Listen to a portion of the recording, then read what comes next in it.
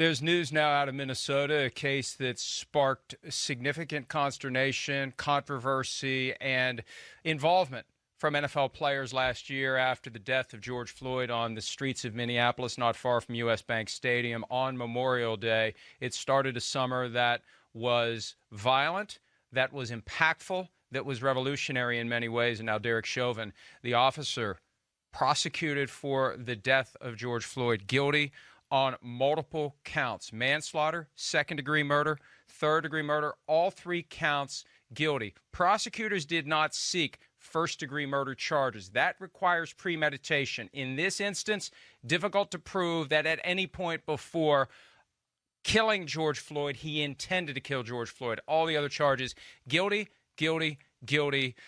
A case where, Charean, and the justice system is premised on creating a very high bar, beyond a reasonable doubt. Yeah. The goal is to ensure that innocent people don't wrongfully go to jail, and the system favors 10 guilty men going free over one innocent man wrongfully going to prison. That's what makes it so hard to get convictions. In this case, the evidence was there, and despite the defense doing everything they could to create reasonable doubt, the jury, in 11 hours of deliberation, finding Derek Chauvin guilty on all counts in the murder of George Floyd. And there are people who would get upset when I would call it a murder last year. The jury's now spoken, folks. It was a murder. Yeah, absolutely, Mike. I don't know how you watch that video. It's just appalling, and not agree with what this jury has decided. I mean, this is one of those days, one of those times we're going to remember where we were when we heard the news, right? I'm going to remember sitting here and hearing it from you for the first time, just like we did in the O.J. Simpson case and so many others through the years. There's a handful of them, and this is one of those days we're going to remember, Mike, where we were. And I'm glad you mentioned the O.J. Simpson case, because that case is a prime example of the American standard of justice that is premised on protecting the individual from a wrongful incarceration, to the point where if you have the resources to compile a dream team of lawyers, you can create reasonable doubt out of thin air, out of a glove that doesn't fit, even if it really did fit. That's how easy it is. Now, it's not easy if you don't have the money, and the problem is there are plenty of innocent people who can't afford competent legal counsel and do end up behind bars.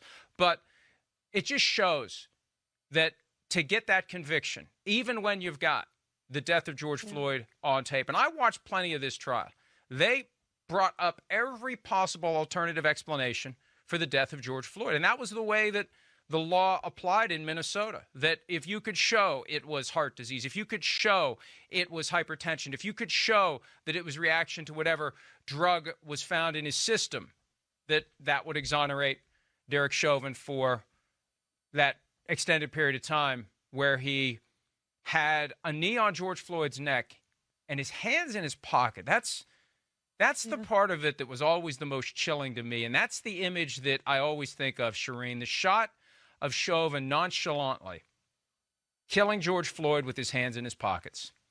And justice is done. And it will be a lengthy prison sentence for Derek Chauvin. Now, there's always potential for appeal. We heard yesterday the possibility for a mistrial. That was rejected, but it does become one of the points. The comments of Congressperson Maxine Waters, to the extent that it pierced through the jury sequestration, that's an item that can be taken to an appeals court. This won't be over anytime soon, and we're talking about a man's liberty.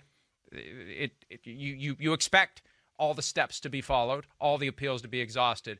But the verdict is critical. The verdict is important, and everyone was paying attention for this one. And throughout the NFL world and beyond, the verdict in Derek Chauvin guilty on all three counts. Difficult to pivot back to football after that, but we will be watching for any statements from teams like the Vikings. The National Football League sent a memo yesterday internally to employees about this looming verdict. So we'll be watching for reaction from throughout the football world to this verdict. But again, Derek Chauvin guilty on all counts in the murder of George Floyd. Hi, I'm Mike Tirico, and thanks for watching. Make sure to hit subscribe for the latest news and highlights from NBC Sports.